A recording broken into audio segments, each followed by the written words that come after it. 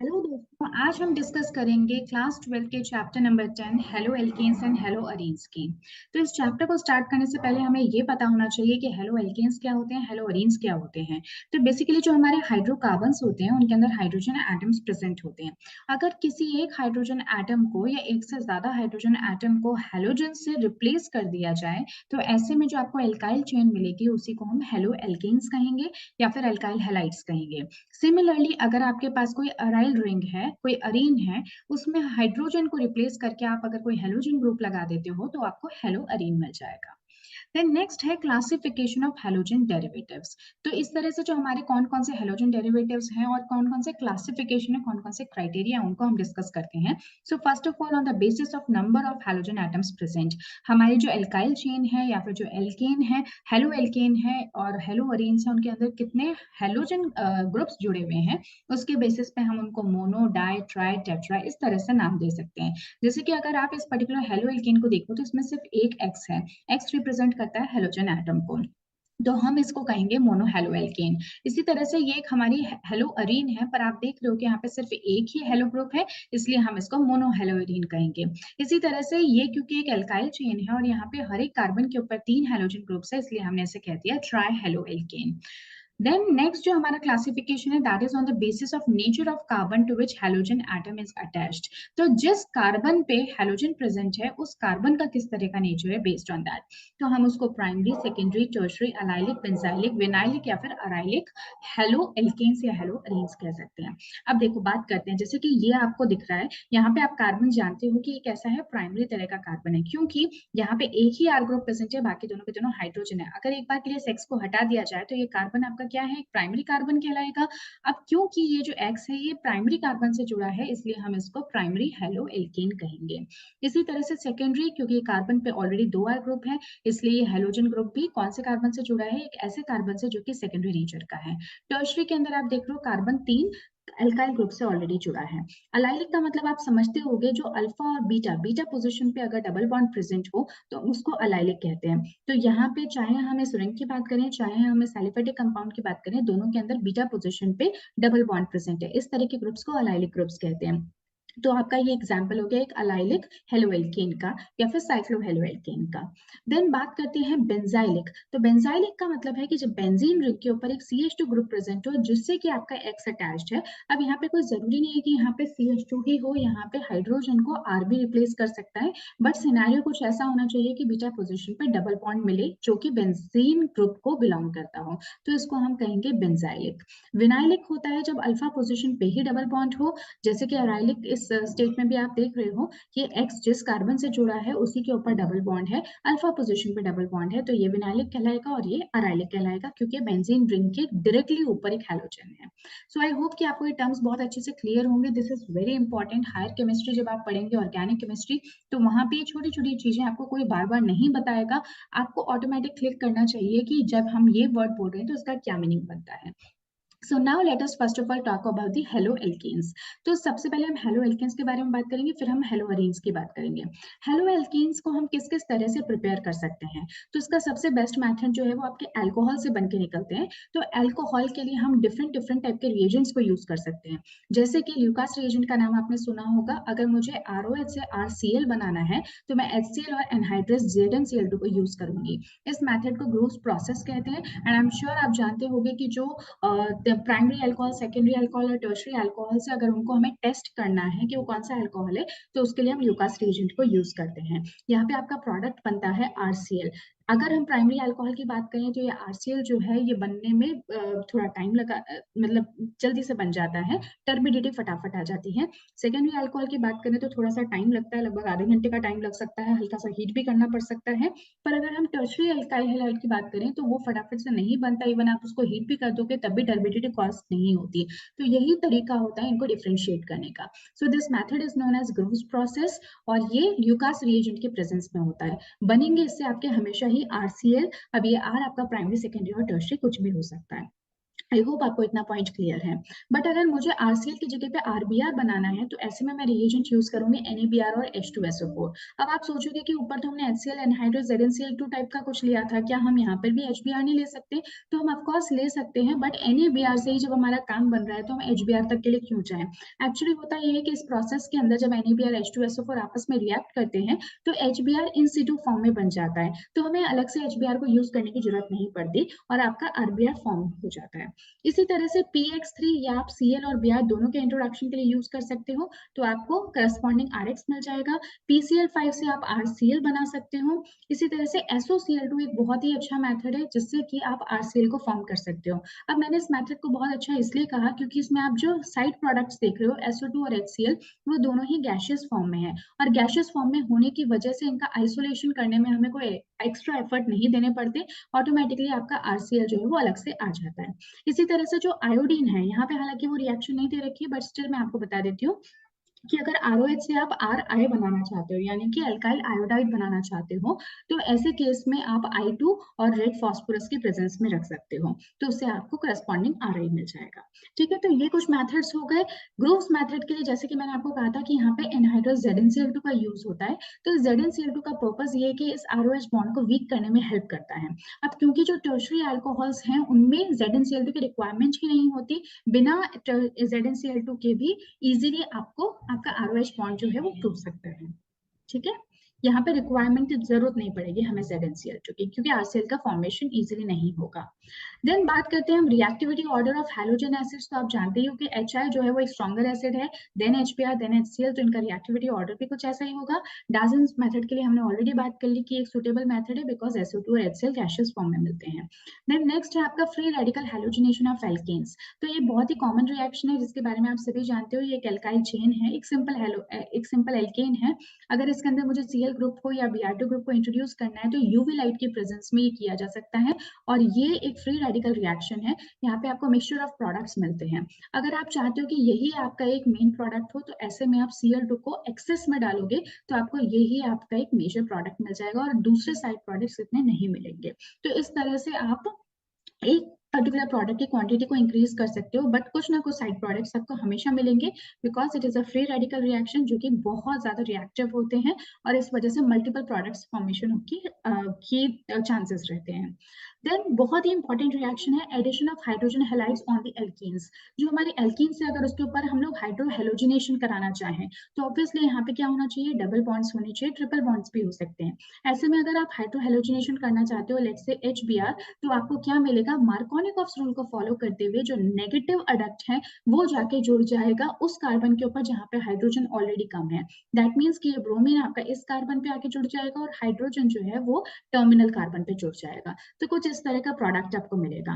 But कभी कभी क्या होता है कि एंटी मार्कोनिकॉफ रूल भी हमें देखने को मिलता है अगर हमने पेरोक्साइड रिएजेंट को यूज कर रखा है इन दैट केस, तो इसको हम कहते हैं एंटी मार्कोनिकॉफ रूल, कराश इफेक्ट या फिर पेरोक्साइड इफेक्ट। और इसमें आपको ऑपोजिट प्रोडक्ट मिलेगा जैसा कि आपने मार्कोनिकॉफ में देखा था उससे अलग मिलेगा, राइट। देन बात आती है Finkelstein reaction. Finkelstein reaction, Swarts reaction, ये क्या है, ये आपके एक तरीके से मेटल एक्सचेंज रिएक्शंस हैं, सॉरी हेलोजन एक्सचेंज रिएक्शंस हैं। इसमें क्या होगा कि आपने ऑलरेडी एक अल्काइल हैलाइड ले रखा है बट आप इस अल्काइल हैलाइड की जगह कोई दूसरा अल्काइल हैलाइड बनाना चाहते हैं, तो उस केस में आप कुछ इस तरह का रिएजेंट लेंगे जैसे कि सोडियम आयोडाइड। तो अगर फिंकलस्टीन रिएक्शन की बात करें तो हम हेलोजन की जगह पे आयोडीन ग्रुप को ऐड करते हैं इन प्रेजेंस ऑफ एसीटोन। तो यहाँ पे हमने NaI को ऐड किया जिससे कि X रिप्लेस हो गया और I यहाँ पे आके बैठ गया तो हमें RI मिल गया। इसी तरह से स्वार्ट्ज रिएक्शन होती है जिस केस में आप AgF को यूज करते हो, Hg2F2, COF2, SbF3 या फिर AgF, कुछ इस तरह के हमें यहाँ पे रिएजेंट्स जो है वो यूज में लेने पड़ते हैं। यानी कि आप करोगे क्या कि जो आपका एल्काइल हैलाइड है उसके अंदर आप फ्लोरीन को इंट्रोड्यूस करोगे तो आपको इस तरह से CH3F मिल जाएगा and this process is known as Swarts reaction. Next आती है आपकी हुंस-डिकर रिएक्शन। हुंस-डिकर रिएक्शन जो है वो बेसिकली CH3Br बनाने के लिए होती है। इसके अंदर हम क्या करते हैं, जो हमारी कार्बोक्सिलिक एसिड है उसका सिल्वर सॉल्ट यूज करते हैं। और उसको Br2 से ट्रीट करते हैं। अब आपको पता है कि AgBr जो है उनकी बड़ी अच्छी एफिनिटी होती है, तो वो प्रेसिपिटेट हो जाएंगे और Br आपका जाके जुड़ जाएगा इस CH3 के साथ में by the removal of CO2 gas. तो कुछ इस तरह का प्रोडक्ट हमें CH3Br जो है वो हुंस-डिकर रिएक्शन के अंदर मिलता है। ठीक है, अगर आपको कोई दिक्कत होती है इसको याद करने में, तो आप उसके लिए कुछ मेरे पास ट्रिक्स हैं, आप याद कर सकते हो। जैसे कि फिंकलस्टीन है, तो फिंकलस्टीन मतलब कि फिनलैंड से आप इसको कनेक्ट कर लो। तो मैं यहाँ पे एक ट्रिक लिख देती हूँ जो कि मैं जनरली यूज करती हूँ। तो आप इसको कुछ इस तरह से याद कर सकते हो कि फिनलैंड में नाई। ठीक है, मतलब कि फिनलैंड के अंदर कौन है, नाई है। तो उससे आपको याद आ जाएगा कि आयोडीन का इंट्रोडक्शन है। स्वाद से आप याद कर सकते हो, स्वाद में फायदा। ठीक है, तो इससे आपको एफ याद आ जाएगा। एफ से मतलब है कि एफ का इंट्रोडक्शन करना है। हुंस-डिकर के अंदर आप क्या करोगे कि इसको डिच, डिच से याद कर लो। तो डिच कौन हो रहा है यहाँ पे, CO2 जो है वो डिच हो रहा है, मतलब कि वो क्या हो रहा है, उसको बाहर निकाल दिया जा रहा है। तो CO2 का तो यहाँ पे रिमूवल हो रहा है। अब CO2 का रिमूवल आप खुद जानते हो कौन से फंक्शनल ग्रुप से होता है, तो वो होता है कार्बोक्सिलिक एसिड से। तो इस तरह से आप इसको याद कर सकते हो। देन बात आती है physical properties of the haloalkanes. तो बॉइलिंग पॉइंट ऑर्डर की अगर हम बात करें तो हमें पता है कि जैसे जैसे साइज बढ़ती है तो ऐसे में बॉइलिंग पॉइंट डिक्रीज होने लगता है, बॉइलिंग पॉइंट इंक्रीज होने लगता है because of the increased van der Waals forces of attraction, क्योंकि सरफेस एरिया बढ़ जाता है। तो RI का सबसे ज्यादा होगा बॉइलिंग पॉइंट, फिर RBr, फिर RCl और फिर RF। तो इसमें तो कोई प्रॉब्लम नहीं है। इसी तरह से हम एल्काइल ग्रुप्स के लिए भी जानते हैं कि हमारी एल्काइल चेन जो है वो जितनी ज्यादा बड़ी होगी उतना ही बॉइलिंग पॉइंट ज्यादा होगा। तो ये सेकंड वाला केस भी हमारा सॉल्व हो गया। तीसरा हमें पता है, ये सेम ही केस है ना, अगर आप सेकंड और थर्ड को देखो तो एल्काइल चेन जितनी ज्यादा बड़ी होगी बॉइलिंग पॉइंट उतना ही बड़ा होगा। एक और चीज मैं यहाँ पे बताना चाहती हूँ कि अगर एल्काइल चेन जो है उसके अंदर ब्रांचिंग ज्यादा होती है तो बॉइलिंग पॉइंट डिक्रीज हो जाता है, क्योंकि जो ओवरऑल सरफेस एरिया है वो कम होता है और वैन डर वाल फोर्सेस ज्यादा एटम्स के बीच में लग नहीं पाता। ठीक है, देन आता है bond strength of the haloalkanes. तो कौन से हेलो एल्केन्स की जो बॉन्ड स्ट्रेंथ है वो ज्यादा होगी। तो ये जो बॉन्ड स्ट्रेंथ है वो डिक्रीज होती है as the size of halogen atom increase, क्योंकि ओवरलैपिंग उतनी प्रॉपर नहीं हो पाएगी। अगर हम CH3F की बात करें तो फ्लोरीन की इलेक्ट्रोनेगेटिविटी ज्यादा होती है, तो जो बॉन्ड है वो बहुत पास पास में होगा, ओवरलैपिंग ज्यादा अच्छी होगी। बट CH3I में ऐसा नहीं होगा क्योंकि आयोडीन की खुद की साइज बहुत ज्यादा है। देन बात करें हम डायपोल मोमेंट की, तो डायपोल मोमेंट तो ऑब्वियसली जैसे जैसे इलेक्ट्रोनेगेटिविटी डिक्रीज होती जाएगी डायपोल मोमेंट भी क्या होगा, डिक्रीज होगा। क्योंकि आप जानते होंगे कि डायपोल मोमेंट का फॉर्मूला होता है U equal to mu equal to Q into D. यानी कि जो Q है चार्ज है, इलेक्ट्रोनेगेटिविटी है, that is an important factor. उसके अलावा डिस्टेंस भी कम होना चाहिए। उसके अलावा हेलो एल्केन्स थ्रू दो पोलर, ये जो आपके हेलो एल्केन्स होते हैं ना, ये वाटर में इंसोल्यूबल होते हैं। ऐसा इसलिए क्योंकि आप जानते हो कि वाटर के अंदर वाटर वाटर मॉलिक्यूल्स के बीच में हाइड्रोजन बॉन्डिंग होती है। तो इतनी एनर्जी हेलो एल्केन्स के पास होनी चाहिए जब वो वाटर से बॉन्ड करते हैं कि वो वाटर के बीच के हाइड्रोजन बॉन्डिंग्स को तोड़ सकें। जितनी एनर्जी हेलो एल्केन्स के पास नहीं होती, इस वजह से वो वाटर में सॉल्युबल नहीं हो पाते। देन नेक्स्ट बात करें हम डेंसिटी की, तो जो डेंसिटी का ऑर्डर है वो कुछ इस तरह से होगा, RI, RBr, RCl, RF। तो ऐसा इसलिए हो रहा है क्योंकि हमें पता है density is mass by volume. तो नीचे की तरफ हम क्या देख रहे हैं कि मास डिक्रीज हो रहा है, तो डेंसिटी भी डिक्रीज हो रही है। CH3I, C2H5I, C3H7I, अगर हम इसकी बात करें जहाँ पे कि हमारी एल्काइल चेन जो है वो बढ़ती जा रही है, तो हम क्या देख रहे हैं कि यहाँ पे जो वॉल्यूम है वो डिक्रीज होता जा रहा है, राइट, वॉल्यूम कम हो रहा है। तो इसमें भी डेंसिटी आपकी क्या होती है, बढ़ती है। जैसे CH3I है तो इसका वॉल्यूम कम है और वॉल्यूम कम होने से भी डेंसिटी इंक्रीज होगी, if you see the formula. Then बात होती है chemical reactions of the haloalkanes. तो हम यहाँ पे न्यूक्लियोफिलिक सब्स्टिट्यूशन रिएक्शन की बात करेंगे सबसे पहले, जो कि सबसे इंपॉर्टेंट है हेलो एल्केन्स के केस में। तो सबसे पहले तो हमें ये पहचानना जरूरी है कि रिएक्शन जो है वो किस तरह से होती है। ठीक है, तो यहाँ पे लेट्स से कि आपका एक न्यूक्लियोफाइल है वो कुछ इस तरह के अल्काइल हैलाइड के ऊपर अटैक करता है, तो यहाँ पे X तो हट जाएगा और न्यूक्लियोफाइल जाके जुड़ जाएगा। अभी क्या SN1 होता है, क्या SN2 होता है, उसके बारे में हम थोड़ी देर बाद बात करेंगे। जस्ट अभी आप इतना ध्यान रखो कि न्यूक्लियोफाइल ने अटैक किया, X यहाँ से रिमूव हुआ in the form of leaving group और न्यूक्लियोफाइल जाके कार्बन पे अटैच हो गया। अब कौन सा न्यूक्लियोफाइल है, सबसे पहले तो हमें हमारे रिएजेंट के अंदर ये पहचानना आना चाहिए। जैसे कि ये C2H5Br है, तो आप जानते हो कि Br हमारा पार्शियली नेगेटिव है और C2H5 in comparison partially positive है। बस यही चीजें चीजें हमें यहाँ पे ध्यान रखिए रिएजेंट्स के केस में भी, जैसे कि KOH है, KOH एक बहुत ही स्ट्रॉन्ग बेस होता है, तो यहाँ पे OH नेगेटिव पार्ट अलग है और K प्लस के फॉर्म में अलग है, तो OH negative would be our nucleophile, यानी कि ब्रोमीन को हटा के यहाँ पे OH नेगेटिव सब्स्टिट्यूट हो जाएगा। So this is a nucleophilic substitution reaction in case of alkyl halide. इसी तरह से अगर हम NH3 की बात करें तो NH2 जो है वो हमारा न्यूक्लियोफाइल है, ठीक है। मैं यहाँ पे चाहे तो इनको हाईलाइट कर देती हूँ, OH न्यूक्लियोफाइल है, यहाँ पे NH2 न्यूक्लियोफाइल है, KCN के केस में CN न्यूक्लियोफाइल है, this is very important reaction. जबकि AgCN के केस में क्या होता है ना कि जो AgCN के बीच का बॉन्ड है, Ag और C के बीच का बॉन्ड है, वो एक कोवैलेंट बॉन्ड होता है, क्योंकि सिल्वर का आप जानते हो इसकी साइज जो है वो बड़ी है, तो इस वजह से ये कोवैलेंट बॉन्ड टाइप का कैरेक्टर शो करता है। अब क्योंकि कोवैलेंट बॉन्ड है तो इजीली टूट नहीं सकता, पर नाइट्रोजन जो है वो with its lone pair available है अटैक करने के लिए, तो सी क्योंकि कोवैलेंट बॉन्डिंग में प्रेजेंट है सिल्वर के साथ और फ्री नहीं है, जबकि नाइट्रोजन फ्री है along with its lone pair, तो यहाँ पे जो अटैक होता है वो नाइट्रोजन के लोन पेयर की तरफ से होता है। So this will be our nucleophile, तो जो हमारा प्रोडक्ट होगा ना उसमें CN ना होकर NC लगेगा। एग्जैक्टली इसी तरह की सिचुएशन हमें KNO2 के अंदर देखने को मिलती है। एक्चुअली जो KNO2 का स्ट्रक्चर होता है ना, आप इसे कंफ्यूज मत होना, ये कुछ इस तरह से होता है, KONO, ठीक है, ये होता है KNO2 का स्ट्रक्चर। तो अगर हम बात करें किसके लिए, ये तो एक आयनिक टाइप का बॉन्ड है K और O के बीच में, तो इस वजह से ONO जो है वो डायरेक्टली टूट के आपका जुड़ जाएगा यहाँ पे। बट अगेन अगर हम AgNO2 की बात करें तो यहाँ पे ऑक्सीजन क्योंकि अवेलेबल नहीं है, तो नाइट्रोजन को अपने लोन पेयर्स देकर अटैक करना पड़ता है, तो हमें कुछ प्रोडक्ट NO2 की फॉर्म में मिलेगा।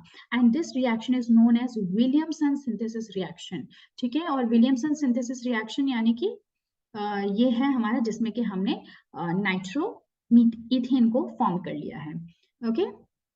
देन अगर हम बात करें नेक्स्ट RONA, तो RONA के अंदर जो हमारा OR ग्रुप होता है वो आपका एक न्यूक्लियोफाइल की तरह अटैक करेगा और Na+ अलग हो जाएगा। अब अगर हम इसकी बात करें C ट्रिपल बॉन्ड से, यानी कि बेसिकली आपका एल्काइन है, तो एल्काइन का एक हाइड्रोजन रिमूव करके अगर हम सोडियम लगा देते हैं तो ऐसे में आप जानते हो कि कार्बन कैसे हो जाएगा, नेगेटिवली चार्ज, और वही हमें चाहिए, हमें एक न्यूक्लियोफाइल चाहिए, तो ये C ट्रिपल बॉन्ड CH यहाँ पे आके जुड़ जाएगा इस फॉर्म में। इसी तरह से RCO नेगेटिव Ag+ की बात करें तो ये COR नेगेटिव हमारा क्या है, न्यूक्लियोफाइल है। तो इस तरह से अगर आप न्यूक्लियोफाइल को पहचान लेते हो तो आपको ये समझ में आ जाएगा कि सब्स्टिट्यूट करना क्या है। ये ऑलरेडी मैंने आपको बता दिया कि KCN एक आयनिक कंपाउंड है, KCN KNO2 दोनों ही आयनिक नेचर के हैं, जबकि अगर AgNO2 की बात करें और AgCN की बात करें तो ये दोनों ही आपके कोवैलेंट बॉन्ड फॉर्म करते हैं, इसलिए हमें डिफरेंट टाइप के प्रोडक्ट्स मिलते हैं दोनों ही केसेस में। नेक्स्ट हम बात करते हैं कि जो न्यूक्लियोफिलिक रिएक्शन है वो दो तरह की होती है, एक है SN1 रिएक्शन जिसको कि यूनिमोलिकुलर न्यूक्लियोफिलिक रिएक्शन कहते हैं, और दूसरी होती है बायोमोलिकुलर न्यूक्लियोफिलिक रिएक्शन। सबसे पहले अगर हम न्यूक्लियोफिलिक रिएक्शंस की बात करें तो हम जानते हैं कि यूनिमोलिकुलर से हमें समझ में आ रहा है कि अगर हम ऑर्डर ऑफ रिएक्शन देखेंगे इसके लिए तो सिर्फ एक ही रिएक्टेंट होगा जो कि हमारे पूरी रेट ऑफ रिएक्शन को डिफाइन कर रहा होगा। तो ऐसा क्यों हो पाता है, क्योंकि न्यूक्लियोफाइल भी प्रेजेंट है और एल्काइल हैलाइड भी प्रेजेंट है, तो भी ऐसा क्यों हो रहा है, तो हमने केमिकल काइनेटिक्स में पढ़ रखा है कि अगर कोई मल्टी स्टेप रिएक्शन होती है तो उसके अंदर जो स्लोवेस्ट स्टेप होता है, RDS स्टेप होता है, सिर्फ वही कॉन्ट्रीब्यूट करता है रेट ऑफ रिएक्शन को डिसाइड करने में। तो हम यहाँ पे कुछ इस तरह की स्टेट देखते हैं, जब आपका एल्काइल हैलाइड है, फर्स्ट स्टेप जो कि स्लो स्टेप है उसमें कार्बोकेटाइन का फॉर्मेशन होता है इन द फर्स्ट स्टेप। उसके बाद में जो दूसरा स्टेप है वो फास्ट स्टेप है जिसमें कि न्यूक्लियोफाइल का अटैक होगा और आपको सब्स्टिट्यूशन प्रोडक्ट कुछ इस तरह से मिल जाएगा। बट क्योंकि स्लो स्टेप ये है तो RDS भी यही होगा, यानी कि रेट डिटरमाइनिंग स्टेप भी यही होगा, और इस रेट डिटरमाइनिंग स्टेप में we just have this alkyl halide as the reactant, इसलिए एक यूनिमोलिकुलर रिएक्शन है। और इसके लिए जब आप रेट ऑफ रिएक्शन को फाइंड आउट करोगे तो वो कुछ आपको इस तरह से मिलेगी, K यानी कि rate constant multiplied by the concentration of alkyl halide. इस वजह से हम कह रहे हैं एक फर्स्ट ऑर्डर रिएक्शन है, कार्बोकेटाइन का फॉर्मेशन है। अब एल्काइल हैलाइड की अगर रिएक्टिविटी की बात करें तो जो टर्शरी एल्काइल हैलाइड होते हैं वो ज्यादा बेटर ये रिएक्शन देते हैं then secondary and then primary. ऐसा इसलिए होता है कि यहाँ पे फॉर्मेशन हो रहा है कार्बोकेटाइन का, तो आपका कार्बोकेटाइन जितना स्टेबल होगा उतना ही ज्यादा न्यूक्लियोफाइल यहाँ पे इजी अटैक कर पाएगा, इसलिए रिएक्टिविटी टर्शरी की, देन सेकेंडरी की, देन प्राइमरी ही होती है। यहाँ पे जो सॉल्वेंट यूज होता है वो एक पोलर सॉल्वेंट होता है। पोलर सॉल्वेंट होने का रीजन ये है कि जो लिविंग ग्रुप यहाँ पे लीव हो रहा है उसको पकड़ के रखने के लिए हमें एक सॉल्वेंट चाहिए होता है ताकि वो फिर से अटैक ना कर सके। तो इसलिए हम पोलर सॉल्वेंट को यूज करते हैं जो कि सेक्स नेगेटिव को चारों तरफ से कवर कर लेगा। उसके अलावा जो हमारा न्यूक्लियोफाइल होता है वो लो कॉन्सेंट्रेशन में लिया जाता है और वो वीक भी होता है। ऐसा इसलिए क्योंकि न्यूक्लियोफाइल बहुत ज्यादा अटैकिंग नहीं होना चाहिए, अदरवाइज ये फर्स्ट स्टेप हो ही नहीं पाएगा, उससे पहले ही न्यूक्लियोफाइल का अटैक हो जाएगा। आई होप आपको इतनी बातें समझ में आ गई है। अगेन यहाँ पे एक बहुत इंपॉर्टेंट फैक्टर, क्योंकि यहाँ पे कार्बोकेटाइन फॉर्म हो रहा है, तो जो फाइनल प्रोडक्ट बनेगा न्यूक्लियोफाइल जिसमें अटैक कर रहा है वो अपर साइड से भी कर सकता है, लोअर साइड से भी कर सकता है। तो 50-50% यहाँ पे possibility up and down product के दोनों के बनने की है। तो यहाँ पे आपको एक पार्शियल रेसिमाइजेशन देखने को मिलता है, यानी कि अटैक फ्रंटल साइड से भी हो रहा है और बैक साइड से भी हो रहा है। तो यहाँ पे 50% आपको एक तरह का प्रोडक्ट मिलेगा और 50% दूसरे तरह का प्रोडक्ट मिलेगा। आई होप आपको इतना पॉइंट क्लियर है। तो दोनों तरह के एनहांसोमर्स हमें यहाँ पे बनते हुए दिखाई देंगे। देन नेक्स्ट हमारी रिएक्शन आती है SN2 रिएक्शन, जिसको कि बायोमोलिकुलर न्यूक्लियोफिलिक सब्स्टिट्यूशन रिएक्शन भी कहते हैं। These reactions occur in one step. ये जो बायोमोलिकुलर होती है ना, ये एक स्टेप में होती है जिसमें कि एल्काइल हैलाइड और न्यूक्लियोफाइल दोनों ही आपके रेट ऑफ रिएक्शन को डिटरमाइन करेंगे। तो इसको हम सेकेंड ऑर्डर रिएक्शन कहेंगे, और इसलिए इसके रेट ऑफ रिएक्शन के अगर मैं रेट ऑफ रिएक्शन को लिखूं तो rate constant multiplied by the concentration of alkyl halide multiplied by nucleophile concentration. तो इस तरह से हमें ये इक्वेशन देखने को मिलेगी। अब यहाँ पे क्या होता है ना, यहाँ पे इन्वर्जन प्रोडक्ट ही आपको देखने को मिलता है, इसको हम वाल्डन इन्वर्जन कहते हैं। हालांकि ऐसा नहीं है कि यहाँ पे रिटेंशन प्रोडक्ट नहीं मिलता, बट जो इन्वर्टेड प्रोडक्ट है वो ज्यादा अमाउंट में मिलेगा। अब ऐसा क्यों है वो हम इसको इस रिएक्शन से समझते हैं। यहाँ पे कोई कार्बोकेटाइन का फॉर्मेशन नहीं होता है, यहाँ पे सिंपली आपके पास एक एल्काइल हैलाइड होता है जो कि बहुत ज्यादा स्टेरिकली हिंडर्ड नहीं होगा। न्यूक्लियोफाइल आपका बहुत स्ट्रॉन्ग होता है, जो कि आपका लिविंग ग्रुप लीव करे उससे पहले ही न्यूक्लियोफाइल यहाँ पे अटैक कर देता है। तो न्यूक्लियोफाइल बहुत ही स्ट्रॉन्ग है और हायर कॉन्सेंट्रेशन में है। तो इसलिए आपकी एक ट्रांजिशन स्टेट यहाँ पे बन जाती है जिसके अंदर के पांचों ही ग्रुप्स जुड़े होते हैं। इस तरह के कार्बन की हाइब्रिडाइज स्टेट को हम sp3 डिहाइब्रिडाइज्ड स्टेट कह सकते हैं, sp3 डिहाइब्रिडाइज्ड कार्बन कह सकते हैं इसको।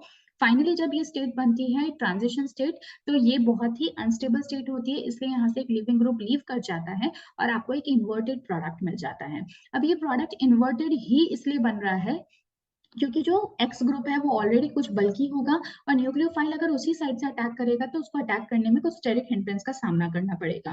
इसलिए न्यूक्लियोफाइल का अटैक ऑपोजिट डायरेक्शन से ज्यादा इजीली पॉसिबल हो पाता है, इसलिए आपका इन्वर्टेड प्रोडक्ट बनता है।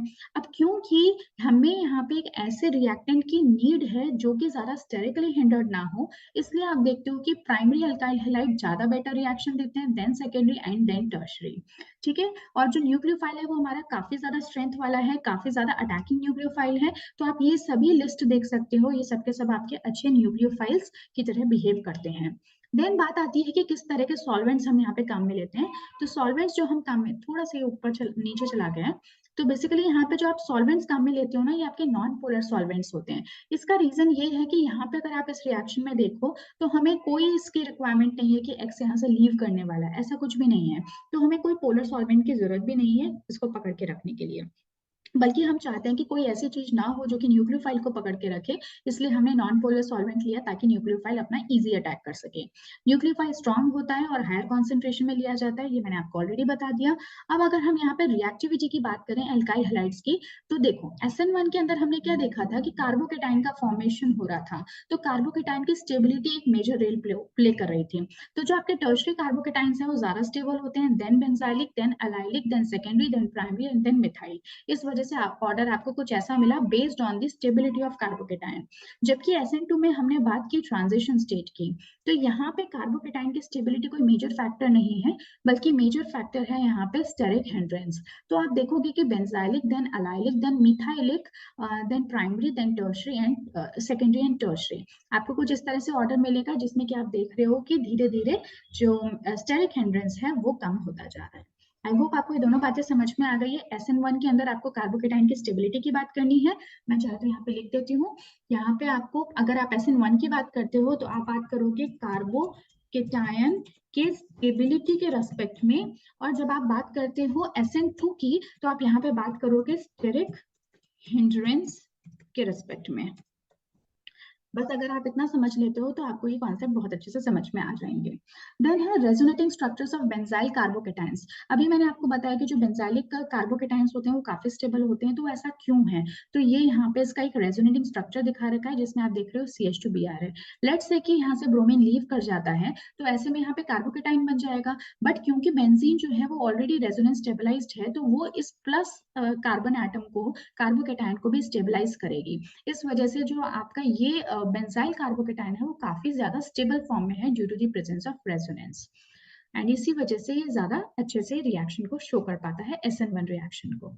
देन अगर हम बात करें relative reactivity of alkyl halide for same alkyl group, तो ये तो हमेशा से ही ऑब्वियस है, RI then RBr then RCl then RF, क्योंकि RI में जो I है that is a better leaving group.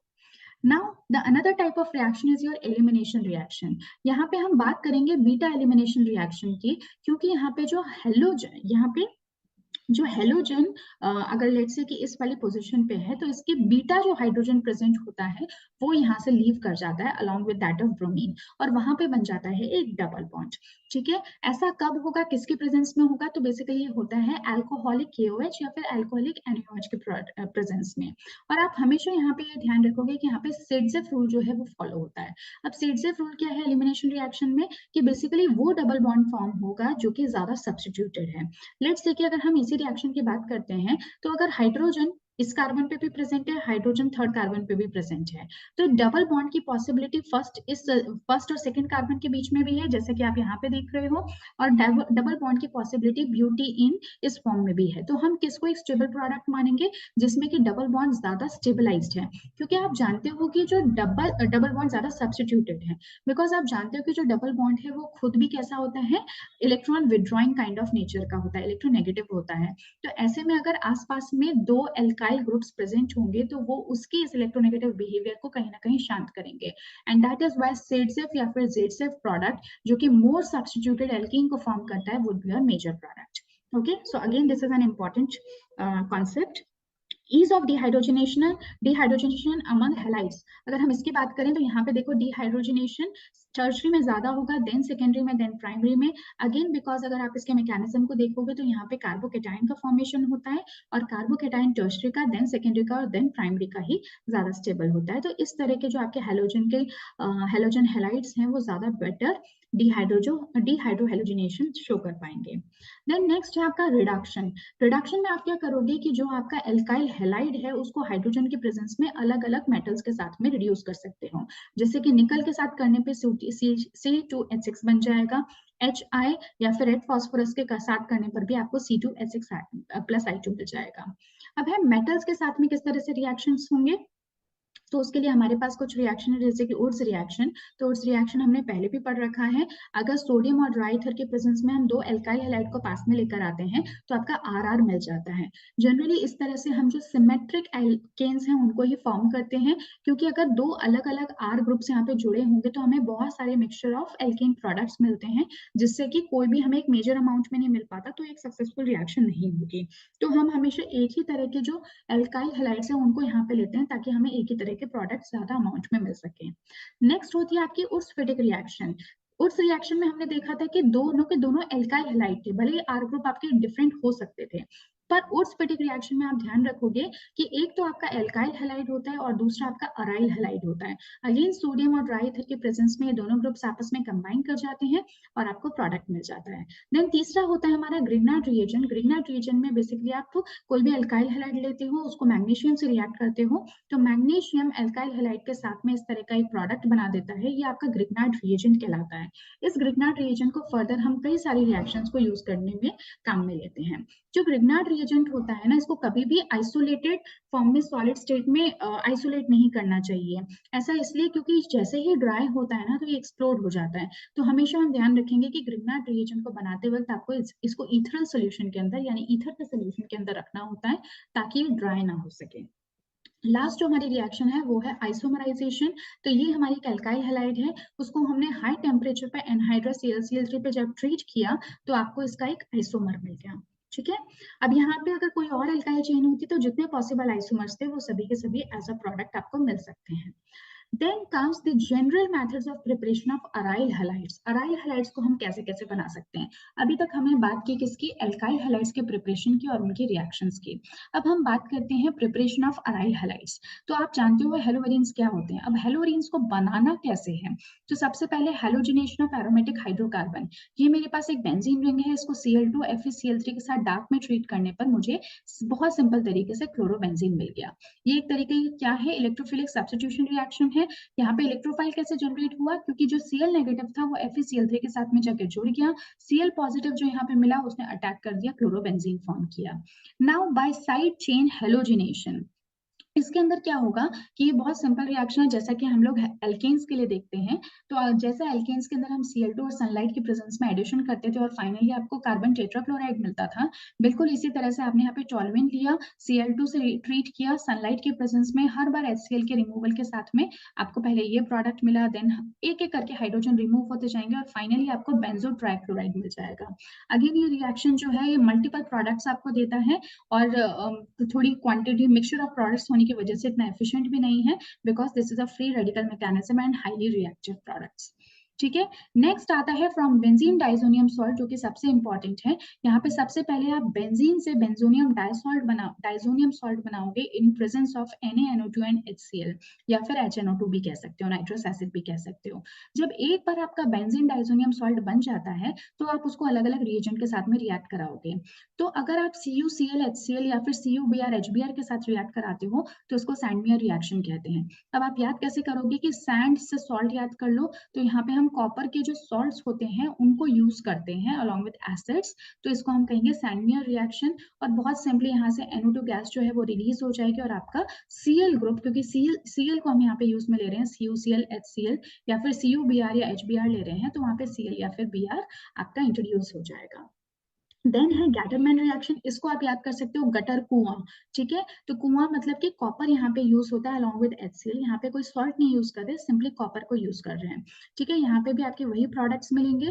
Then बात करते हैं बाल शीमन रिएक्शन की, तो बाल शीमन से आप BSF याद कर सकते हो। F का मतलब है कि यहाँ पे हम फ्लोरीन को ऐड करेंगे, तो कोई ना कोई फ्लोरिनेटिंग एजेंट होगा, जैसे कि HbF4। तो सबसे पहले तो उसका नाइट्रोजन के साथ एक सॉल्ट बनेगा, लेकिन नाइट्रोजन क्योंकि इस फॉर्म में ज्यादा देर तक एग्जिस्ट नहीं करेगा, तो नाइट्रोजन गैस यहाँ से रिलीज हो जाएगी और आपको सिंपली C6H5F मिल जाएगा, यानी कि फ्लोरिनेशन हो जाएगा।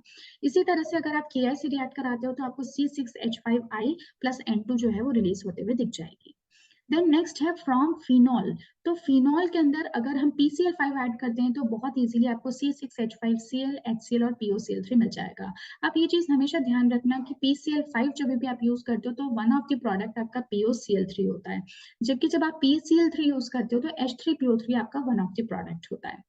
देन बात करते हैं हम अराइल हैलाइड्स की फिजिकल प्रॉपर्टीज की। तो जो अराइल हैलाइड्स हैं वो कलरलेस लिक्विड या फिर कलरलेस सॉलिड होते हैं और उनकी एक बहुत ही पंजेंट कैरेक्टरिस्टिक ऑर्डर होता है। ठीक है, देन बॉइलिंग पॉइंट की सेम वही कॉन्सेप्ट है, जैसे जैसे इंक्रीज होगी साइज या फिर इंक्रीज होगा मॉलिक्यूलर मास, तो वैसे वैसे आप देखोगे कि बॉइलिंग पॉइंट पे इंक्रीज हो रहा है। तो iodine, then Br, then Cl, then F, क्योंकि नीचे जाते जाते वक्त van der Waals forces of attraction increase हो जाते हैं, सरफेस एरिया इंक्रीज हो जाता है।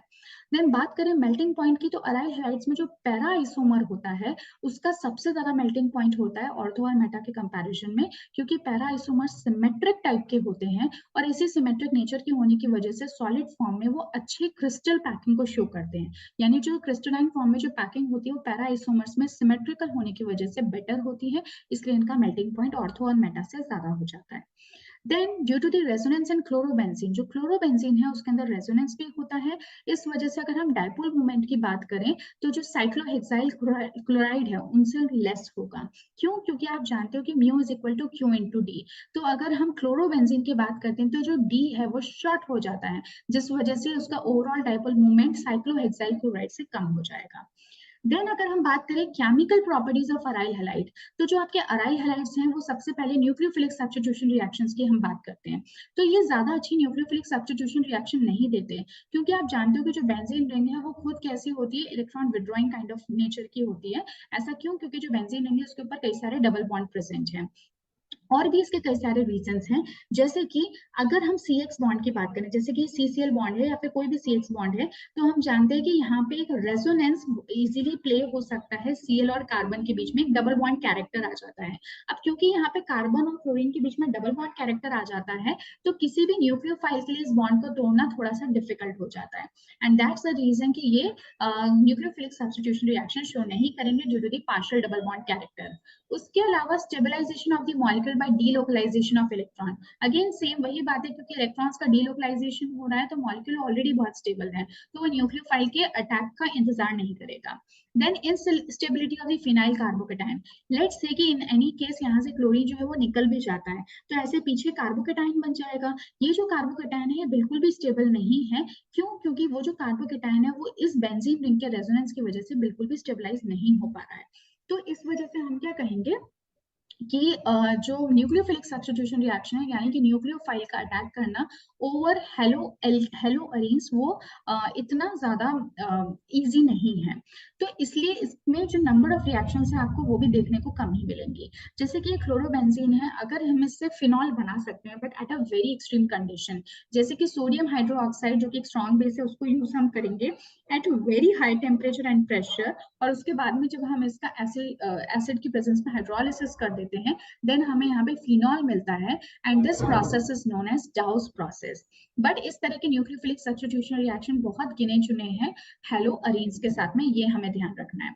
एक और एक इम्पॉर्टेंट बात कि ये जो अल्कोहल है, फिनॉल है, उसको बनाना हालांकि डिफिकल्ट है, पर कुछ तरीके से हम इनको थोड़ा सा सिंपलर कर सकते हैं इस प्रोसेस को, अगर हम यहाँ पे ज्यादा से ज्यादा इलेक्ट्रॉन विड्रॉइंग ग्रुप लगा देते हैं। सो लेट्स से कि ये मेरा एक बेंजीन रिंग है, इस पे मैंने एक नाइट्रो ग्रुप लगाया, तो इस नाइट्रो ग्रुप के लगाने की वजह से, एक इलेक्ट्रॉन विड्रॉइंग ग्रुप के लगाने की वजह से, ये जो आपकी बेंजीन रिंग है अब कैसी हो गई है, थोड़ी सी की इलेक्ट्रॉन डेफिशिएंट हो गई। जब इलेक्ट्रॉन डेफिशिएंट हो जाएगी तो जो कार्बन और क्लोरीन के बीच में जो डबल बॉन्ड कैरेक्टर है वो भी थोड़ा कम हो जाएगा, तो ये बॉन्ड थोड़ा वीक हो जाएगा। तो जो अटैकिंग न्यूक्लियोफाइल है, अब उसके लिए अटैक करना कंपैरेटिवली सिंपल है। तो जितने ज्यादा आप यहाँ पे इलेक्ट्रॉन विड्रॉइंग ग्रुप्स को ऐड करते जाओगे, उतना ही कार्बन क्लोरीन बॉन्ड वीक पड़ता जाएगा और न्यूक्लियोफिलिक सब्स्टिट्यूशन कुछ हद तक बेटर हो पाएगी।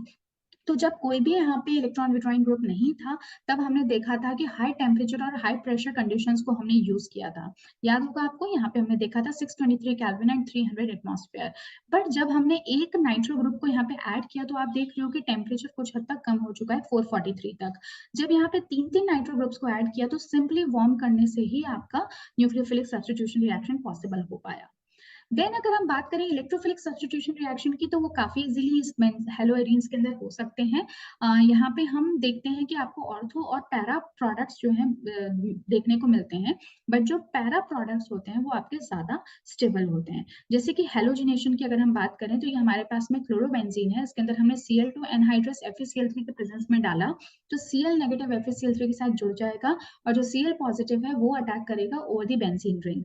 पर कहाँ अटैक करेगा? तो वो पॉसिबल स्टेट्स हैं para and ortho, but ortho से ज्यादा पैरा जो है, because of being more symmetric, एक मेजर प्रोडक्ट होगा, क्योंकि इसमें जो दो इलेक्ट्रॉन विड्रॉइंग ग्रुप्स हैं या जो क्लोरो ग्रुप्स हैं, उनके बीच में डिस्टेंस भी ज्यादा है और सिमेट्री भी ज्यादा है, so that would be your major product.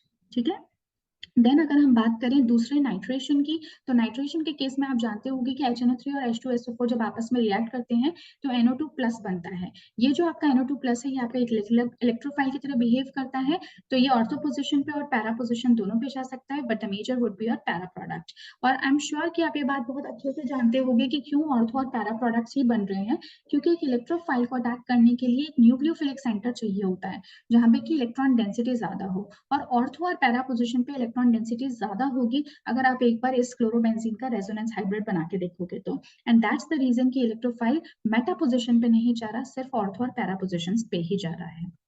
Then next होता है आपका सल्फोनेशन। सल्फोनेशन में हम कॉन्सेंट्रेटेड H2SO4 के साथ रिएक्ट कराते हैं, तो इससे आपके पास में HSO3 प्लस बनता है। ये HSO3 प्लस ये आपका ऑर्थो पोजिशन पे और पैरा पोजिशन दोनों पे जा सकता है, but para would be your major product.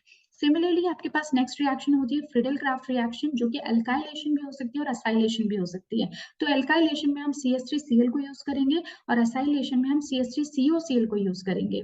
तो क्योंकि यहाँ पे हमारा इलेक्ट्रोफिलिक ग्रुप CH3+ है, तो वो ऑर्थो और पैरा प्रोडक्ट्स देगा, but para would be your dominant one.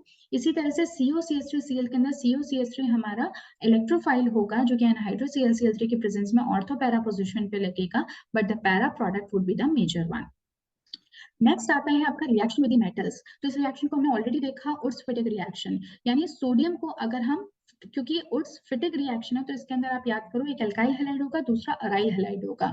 तो ये दोनों आपस में जुड़ जाएंगे तो भी आपको एक अराइल ग्रुप जिसके ऊपर की एल्कीन लगा है, इस तरह का प्रोडक्ट मिल जाएगा। That happens in the presence of metals. ठीक है। नेक्स्ट आता है आपका फिटिक रिएक्शन। फिटिक रिएक्शन के अंदर दोनों के दोनों ही आपके हेलो अरीन्स होंगे। सोडियम और ईथर के, ड्राई ईथर के प्रेजेंस में दोनों ग्रुप्स आपस में एक दूसरे के साथ जुड़ जाएंगे। ठीक है। इसी तरह से अगर हम उल्मान रिएक्शन की बात करें तो उल्मान रिएक्शन भी कुछ कुछ ऐसा ही है। ये कॉपर पाउडर के प्रेजेंस में होता है। इसको आप इस तरह से याद कर सकते हो कि हम अगली बार से उसको उल्मान ना कहकर हम इसको इल्मान कहेंगे। तो इल्मान मतलब कि आई यहाँ पे आप आयोडोबेंजीन लेते हो और कॉपर के प्रेजेंस में ये बाइफिनाइल बना देता है। दोनों ग्रुप्स आपस में एक दूसरे के साथ जुड़ जाते हैं और कॉपर आयोडाइड रिलीज हो जाता है। तो ये तो बात हुई मोनो हेलोजन डेरिवेटिव्स की। अब हम बात करते हैं डाई हेलोजन डेरिवेटिव्स की। तो यहाँ पे हम एलिफेटिक चेन में बात करते हैं। तो अगर दो क्लोरो विसिनल ग्रुप्स में प्रेजेंट होते हैं, यानी कि एडजेसेंट कार्बन्स के ऊपर प्रेजेंट होते हैं, तो हम उनको कहते हैं विसिनल डाइहैलाइड। और अगर एक ही कार्बन के ऊपर दोनों क्लोरो ग्रुप प्रेजेंट होंगे या दो कोई भी हेलोजन ग्रुप्स होंगे, तो हम उसको जैम या फिर जैमिनल डाइहैलाइड कहेंगे। और आइसोलेटेड डाइहैलाइड यानी कि एक ही मॉलिक्यूल के अंदर तो प्रेजेंट है, पर ना तो एक दूसरे के एडजेसेंट है और ना ही एक कार्बन पे प्रेजेंट है, यानी कि उनके बीच में कुछ डिस्टेंस है, तो हम उनको कहेंगे isolated डाइहैलाइड्स। Dichloromethane is widely used as a solvent, as a propellant in the aerosols. ठीक है। और इसके एक्सपोजर से हमारी स्किन बर्न करने लगती है और उसमें रेडनेस आ जाती है। अब हम यहाँ पे कुछ कुछ एग्जांपल्स देखेंगे और उनके प्रिपरेशन और कुछ जनरल प्रॉपर्टीज और उनके यूजेस की बात करेंगे। जैसे कि ट्राई हेलोजन डेरिवेटिव्स, तो इसमें हमारा एग्जाम्पल हो जाता है जो फर्स्ट कंपाउंड हम डिस्कस करेंगे वो है क्लोरोफॉर्म। इसको हम ट्राइक्लोरोमीथेन भी कहते हैं और इसका फॉर्मूला CH3 होता है। अब इसकी कुछ प्रिपरेशन की बात करें, मेथड ऑफ प्रिपरेशन की, तो सिंपल ही है। CH4 को जब आप Cl2 के साथ सनलाइट में जब हीट करते हो और कंट्रोल्ड ऑक्सीडेशन क्लोरीनेशन करते हो, तो आप CHCl3 बना सकते हो। अगर आपने इस क्लोरीनेशन को कंट्रोल नहीं किया तो फाइनली आपका CCl4 बन जाएगा, जो कि ऑफकोर्स हमें नहीं चाहिए। हम चाहते हैं यहाँ पे क्लोरोफॉर्म को बनाना, यानी कि CHCl3 को बनाना। एक बहुत ही इंपॉर्टेंट रिएक्शन होती है हेलोफॉर्म रिएक्शन। हेलोफॉर्म रिएक्शंस आपके वो मॉलिक्यूल देते हैं जिनके अंदर या तो CH3CO या फिर CH3CHOH ग्रुप प्रेजेंट होता है। ठीक है। तो यहाँ पे ये है हमारा CH3CHO, जिससे कि हम हेलोफॉर्म रिएक्शन करके CHCl3 को बना सकते हैं। पर CH3CHO को आप कैसे बनाओगे, तो उसके लिए आपने यहाँ पे एक अल्कोहल लिया जिसको क्लोरीन से ट्रीट किया, तो CH3CHO में उसका कन्वर्जन हो गया। ये ऑक्सीजन होगा जिसमें क्लोरीन की प्रेजेंस में भी कर सकते हो, तो उससे आपका CH3CHO बन गया। तो हमारा मेन पर्पस था CH3CHO यानी कि एल्डिहाइड को बनाना। अब इस एल्डिहाइड को जब आप क्लोरीन से रिएक्ट करोगे तो ये जितने भी यहाँ पे हाइड्रोजन ग्रुप्स हैं वो रिप्लेस हो जाएंगे Cl से और CCl3CHO आपको मिल जाएगा। अब इस CCl3CHO को जब हम लोग किसी भी बेस के साथ में, लेट्स से कैल्शियम हाइड्रोक्साइड के साथ ट्रीट करेंगे, तो आपको CHCl3 और कैल्शियम एसिटेट मिल जाएगा। ठीक है। तो ये जो हमारा CHCl3 का बनना हुआ फ्रॉम दिस प्रोसेस, इसी को हम हेलोफॉर्म रिएक्शन कहते हैं। कई बार हम इसको वन स्टेप में भी शो करते हैं, तब हम इसको इस तरह से लिख सकते हैं कि एक ऐसा मॉलिक्यूल जिसके अंदर CH3CO ग्रुप प्रेजेंट है, Cl2 और किसी बेस के साथ रिएक्ट कराया, तो आपको CHCl3, उसका एसिटेट CaCl2 और वाटर का मॉलिक्यूल मिल गया। तो हमारा यहाँ पे जो मेन पॉइंट था वो है CHCl3 को बनाना with the help of haloform reaction. ना सिर्फ इससे आप क्लोरोफॉर्म, बल्कि आप इससे आइडोफॉर्म भी बना सकते हो, आप इससे ब्रोमोफॉर्म भी बना सकते हो, Cl2 की जगह I2 और Br2 को यूज करके। देन आता है आपका प्रॉपर्टीज। तो जो CHCl3 होता है ना, ये लाइट के प्रेजेंस में एक पॉइजनस गैस को फॉर्म करता है जिसको हम फॉस्जीन कहते हैं। इसका फॉर्मूला है कार्बोनिल क्लोराइड। इसको इसी वजह से CHCl3 को जब हम बनाते हैं, यानी जो क्लोरोफॉर्म है, जब हम उसको परचेज करते हैं तो वो डार्क ब्राउन कलर की बॉटल्स के अंदर प्रेजेंट होता है और उसके अंदर 1% इथेनॉल का सोल्यूशन डाल देते हैं, ताकि अगर कुछ क्लोरोफॉर्म फॉस्जीन बना भी दे तो वो फॉस्जीन गैस जो है वो डाई इथाइल कार्बोनेट के अंदर कन्वर्ट हो सके और आपका क्लोरोफॉर्म बिल्कुल भी वेस्ट ना हो। तो diethyl carbonate, I am sure आप जानते होंगे, C2H5 COO, ये इसका फॉर्मूला होगा। आप चाहे तो इसको वापस से एक बार रिवाइंड करके सुन सकते हो कि मैंने क्या फॉर्मूला बताया। That would be your diethyl carbonate. उसके अलावा CH-Cl3 जो है उसको हम फ्रियॉन्स यानी कि रेफ्रिजरेंट के तौर पे काम में लेते हैं। एक स्पेशल टाइप का R22 नाम का फ्रियॉन जो है वो CH-Cl3 से बनाया जाता है। देन है, अगर हम नाइट्रेशन करते हैं CH-Cl3 का HNO2 की प्रेजेंस में, HNO3 की प्रेजेंस में, तो NO2CCl3 मिलता है। इसको हम क्लोरोपिक्रिन कहते हैं और एक अच्छा इंसेक्टिसाइड्स होता है। देन अगर हम डीहेलोजिनेशन कर दें, यानी कि आपने दो क्लोरोफॉर्म के मॉलिक्यूल्स लिए और उनको सिल्वर से ट्रीट कराया, तो आप जानते हो कि यहाँ से AgCl निकल जाएगा और दोनों के दोनों CH जो यहाँ पे हमने 6 सिल्वर के एटम्स लिए हैं, तो ये 6 सिल्वर के एटम Cl और Cl के साथ में AgCl बना के निकल जाएंगे। तो 6 तो हमारे पास मॉलिक्यूल्स आ जाएंगे AgCl के प्रेसिपिटेट फॉर्म में और CH आपस में ट्रिपल बॉन्ड से जुड़ जाएंगे, यानी कि एसिटाइलिन का फॉर्मेशन हो जाएगा। व्हेन सब्जेक्टेड टू हाइड्रोलिसिस, अगर हम इस CH-Cl3 को सोडियम हाइड्रोक्साइड के साथ ट्रीट करेंगे तो सभी क्लोरीन के एटम्स, सभी क्लोरीन के ग्रुप्स OH से रिप्लेस हो जाएंगे और इस तरह से जो OH है ये दोनों आपस में मिलकर वाटर को रिलीज करके C डबल बॉन्ड O बना देगा और दूसरा आपका OH या फिर उसके सोडियम आयन फॉर्म में चला जाएगा, यानी कि HCOONA बन जाएगा। ठीक है, जिसको कि हम बाद में रिमूव कर सकते हैं और HCOOH बना सकते हैं, यानी कि फॉर्मिक एसिड को बना सकते हैं। देन लास्ट है आपका आइडोफॉर्म। आइडोफॉर्म में क्या होता है ना, CHI3 इसका फॉर्मूला है। अगेन हमने इसको ऑलरेडी पढ़ा था आइडोफॉर्म रिएक्शन को। तो CH3CO CH3CO ग्रुप होना चाहिए, दैट इज इंपॉर्टेंट। तो CH3CO ग्रुप है, उसको जब I2 और किसी बेस के साथ रिएक्ट कराएंगे तो आपको CHI3 मिल जाएगा, CH3CONA मिल जाएगा, साथ में सोडियम आयोडाइड का प्रेसिपिटेट और वाटर का फॉर्मेशन। तो ये ऑलरेडी हमने अभी क्लोरोफॉर्म में डिस्कस किया था। देन है कंपाउंड्स कंटेनिंग आइदर, ये हमने अभी डिस्कस किया, CH3CO या फिर CH3CH OH ग्रुप प्रेजेंट होना चाहिए आइडोफॉर्म के लिए, क्लोरोफॉर्म के लिए या फिर ब्रोमोफॉर्म, किसी भी हेलोफॉर्म रिएक्शन के लिए। आयोडोफॉर्म जो है जब वो किसी ऑर्गेनिक कंपाउंड के मैटर के कांटेक्ट में आता है तो फ्री आयोडीन रिलीज करता है। ये फ्री आयोडीन देखा गया है कि इसकी कुछ एंटीसेप्टिक प्रॉपर्टीज होती है, बट इसकी स्मेल जो है वो बहुत ही गंदी होती है। तो इस वजह से आजकल नए नए फॉर्मुलेशंस बनाए जाते हैं जिसमें कि आयोडीन को रखा जाता है because of its antiseptic properties, but आजकल आयोडोफॉर्म को यूज नहीं करते हैं हम एंटीसेप्टिक प्रॉपर्टीज के पर्पज से।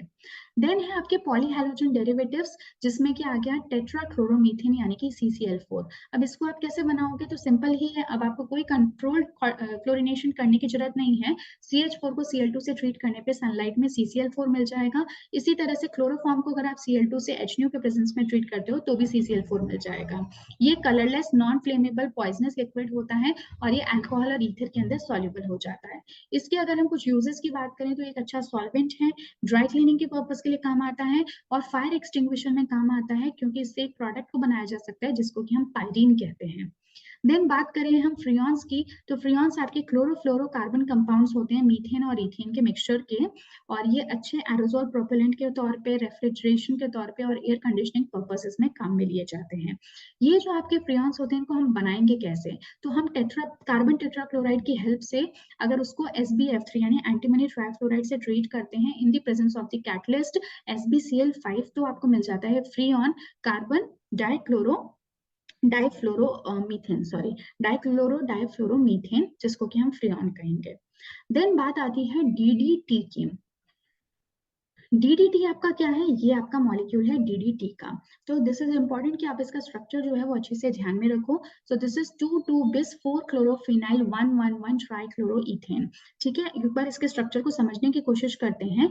तो यहाँ पे क्या है, 2,2-bis 4-chlorophényl, ये है आपका एक फिनाइल जिसकी 4th पोजिशन पे क्लोरो है, ये है दूसरा फिनाइल जिसकी की 4th पोजिशन पे है क्लोरो। ये कौन है, बिस है, यानी कि दो बार है, दो प्रेजेंट है इस पूरे मॉलिक्यूल में, तो इसलिए हमने बिस यूज किया। और दोनों ही 2-2 पोजीशन पे है, क्योंकि आप देखो ये फर्स्ट कार्बन है, ये सेकंड कार्बन है। इस सेकंड कार्बन के ऊपर ये 4-क्लोरोफिनाइल ग्रुप लगा है और दूसरे सेकंड कार्बन के ऊपर भी 4-क्लोरोफिनाइल ग्रुप लगा है। और 1-1 पोजीशन पे आपके 3 क्लोरो ग्रुप्स प्रेजेंट है, और क्योंकि पूरी पेरेंट चेन 2 कार्बन की है इसलिए ये इथेन हो गया। तो ये स्ट्रक्चर समझना बहुत इंपॉर्टेंट है इसको याद रखने के लिए। डीडीटी जो है वो पहला क्लोरीनेटेड ऑर्गेनिक इंसेक्टिसाइड था और इसकी स्टेबिलिटी जो है ये एक मेन इश्यू है जिस वजह से आजकल इसको बैन कर दिया गया है। ये काफ़ी ज़्यादा स्टेबल होता है और अगर ये किसी वजह से हमारी बॉडी में या फिर कहीं भी पानी में या कहीं पे चला जाए तो ये बायो एक्यूमुलेट हो जाता है यानी कि डिकम्पोज़ नहीं होता। तो इकट्ठा होता रहता है और इस तरह से बहुत सारी डेथ्स हो जाती है एक्वेटिक एनिमल्स की। तो इसी वजह से डीडीटी को बैन कर दिया गया है आजकल। उसके अलावा it is prepared from chloral and chlorobenzene in the presence of concentrated H2SO4।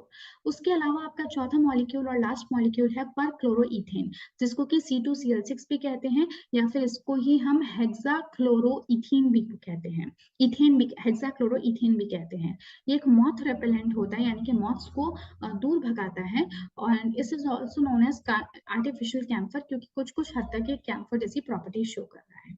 So I hope कि आपको ये जो चैप्टर है बहुत अच्छे से समझ में आया होगा। इस क्लास में हमने काफ़ी कुछ डिस्कस किया है हेलो एल्केन्स के बारे में, हेलो अरीन्स के बारे में, उनके प्रिपरेशंस को लेकर, उनकी कैरेक्टरिस्टिक्स को लेकर, उनकी केमिकल रिएक्शंस को लेकर काफ़ी हद तक हमने इनको समझने की कोशिश की है and at the same time इनके कई सारे जो इंपॉर्टेंट कंपाउंड्स होते हैं वो कहाँ-कहाँ यूज़ होते हैं, किस तरह से बनाए जा सकते हैं, उनसे कौन-कौन से प्रोडक्ट्स बन सकते हैं, क्या उनमें पॉइज़नस होता है, क्या उनकी यूटिलिटी है, बहुत कुछ हमने आज डिस्कस किया इस क्लास में। सो आई एम श्योर कि आपको ये क्लास जो है वो पसंद आई होगी। अगर स्टिल कोई डाउट है आपको इस चैप्टर से रिलेटेड तो वो आप मुझसे डिस्कस कर सकते हैं, आप वो मुझसे पूछ सकते हैं चैट बॉक्स में एंड आई मेक श्योर कि मैं आपको जल्द से जल्द उसका रिप्लाई दूँगी।